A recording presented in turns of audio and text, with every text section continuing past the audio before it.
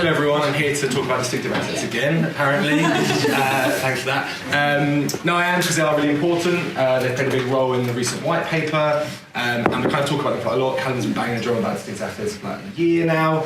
But we always say they're really important, we need to use them. We don't necessarily talk about how and kind of how we can actually use them, so that's what I'll talk about next sort of 10 minutes. Before doing that, I want to start with a good old go on the old recognition game to bring this to light. So I'm going to put up some distinctive assets from brands that we all know and love. When you know what it is, shout it out. There are no prizes, so don't take it too seriously. Just go with your gut. Okay. Very good. Tiffany, I didn't know this one. Nice. Nice. Wow. Looks great when you said it as well.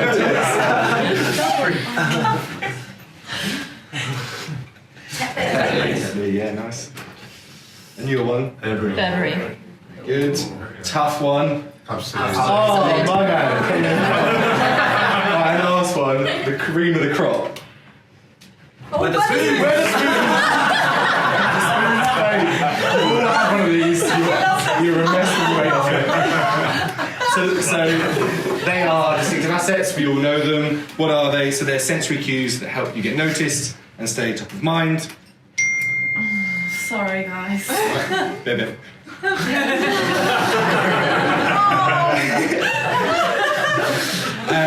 So they are including, but not limited to, colours, shapes, scents, sounds, textures, fonts, taglines, packaging, products, logos, claims, tones of voice, brand characters, and celebrity endorsements. Ultimately, anything that helps get your product or brand recognised instantly. There are some that are more powerful than others.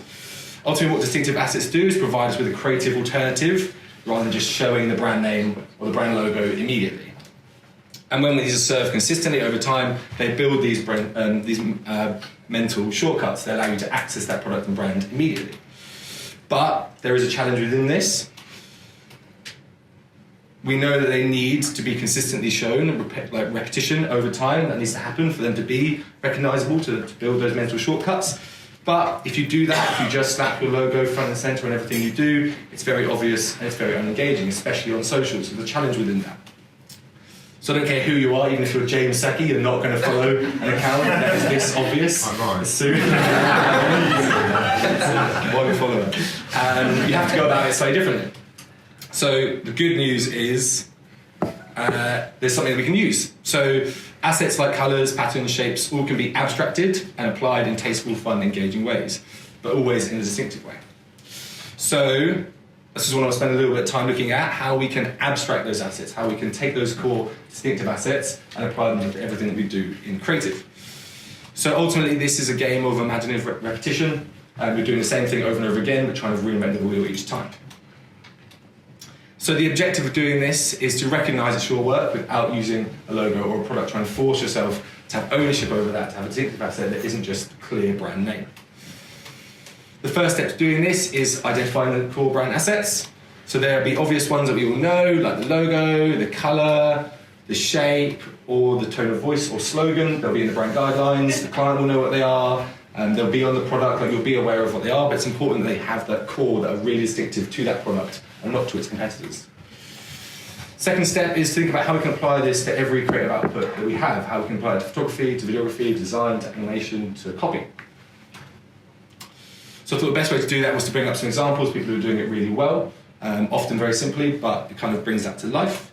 So the first one that came to mind is Aperol. Everyone's drinking a lot of it now. It's summer, it's everywhere. The most noticeable thing about it is that it's super orange. You can see it from a mile away. It's so noticeable when someone's drinking Aperol. And guess what? The guys at Aperol aren't scared of using that. It's their core distinctive asset, and they plaster it over everything they do. So whether it's very literal in the sense of having the drink front and centre, that summertime vibe, or a bit more abstract in the way they use it in clothing, or in the buildings, or in composition with umbrellas, or in like the way they apply it in their hues, they overlay photography, all the way through to the animation. It's front and centre in everything they do. So everything is branded and everything's distinctive, even without that core logo.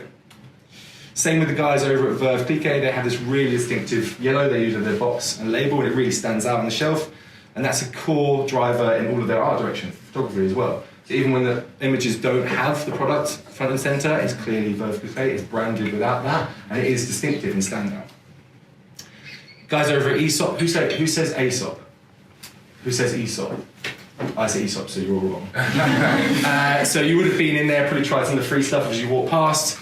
They do have distinctive assets in their bottle. Their label is pretty distinctive, but actually when you go in there, that whole experience, that whole shop in itself is their distinctive asset. The kind of way it's laid out, the lighting, the use of wood, the use of stone, the uniformity, like it is a real experience they curate, and that's what makes them distinctive. That's what people really like about it.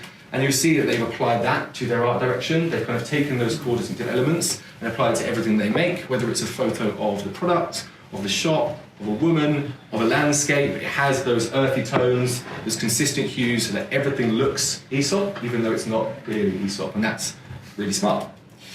Anyone visited Coldrop Yard in King's Cross, a shopping centre? When you go there, you'll see that the arches are the most defining feature. They're on every single shop is this arch, and it's a core part of their design, of their architecture. And so they integrate that into everything they do. So these are all their social posts. They actually use that arch as a literal frame for all of their content. It's posted over and over again, and that is them. That is their distinctive asset without actually even using their logo or their name. Similarly, the guys at Calm do it really well on social. So they use this beating circle. It imitates that breathing pattern, that meditative state. It's built out of their logo, out of the gradient within their logo, but it's a core feature within their product. When you go on the app, it's front and center. It's the thing you really focus on. And then they apply that across social time and time again. So the content changes, the background changes, but that core distinctive asset beats away, and that's what reminds you that's Calm, and when you see that, that builds up that link to Calm immediately. And finally, Absolute Vodka, featured them already, but they have this super distinctive bottle shape, and they use this really well across their socials. This is actually their Instagram. It's awesome. They kind of just build out from that bottle. The bottle outline is what they own, and then within that they can create this whole new stories, this whole new artwork for each piece. Like they've got the logo on it, but actually don't think they would need it. Kind of that bottle in itself does the talking, and it builds up this whole new element that's branded, but not obviously branded. And what's interesting is when distinctiveness increases, so does creativity. So the more obvious an asset is, the more you recognise it, and the quicker you recognise it, the more you can distort it and play with it and still get away with it. So the guys at Coke do this really well, pulling in some of their core distinctive elements, but actually creating individual pieces of artwork out of it, which are pretty beautiful. This one's my absolute favourite. When you first look at it, it's clearly a cup of Coke with the Coke cup and the bubbles of Coke inside. When you look closer, those bubbles become people. They become like a night, an event, and they stand for a bit more. But you can do that because they have such core distinctive assets. They can play with them and distort them and create something new. So the guys at KFC do it really well. They've done some awesome stuff in their art direction. Their distinctive asset is fried chicken. They pretty much own fried chicken, and therefore they can play with it. And they can create whole new worlds built out of fried chicken themselves. So they allow that they can kind of take that assumption you know what it is and play around with it. They also have probably the most distinctive asset of all time, which is Colonel, which means they can fuck with him 100 times over, all different agencies, even creating this, I don't know if you've seen this influencer they made out of him. But it's clearly the Colonel, and it clearly links back to KFC, so they can draw on that immediate association and kind of work within it.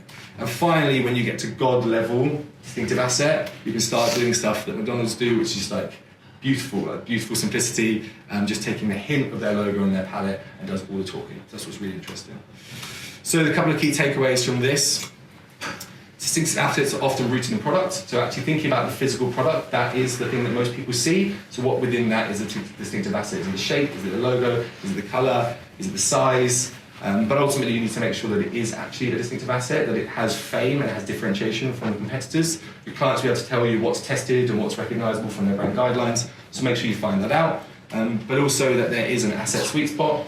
Too few and you're limited to what you can use and it's going to get repetitive just plastering the logo. Too many and you've got too many things going on, you're not actually focusing down and you're actually creating a bit more confusion. And finally, this doesn't work overnight. Look, you see the app roll, that's over tens, dozens, hundreds of photos, they're applying this. So you're telling that story over time and eventually you get that association.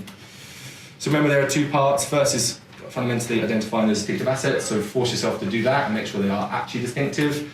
Secondly, we'll think about how you can apply those to all of our creative outputs.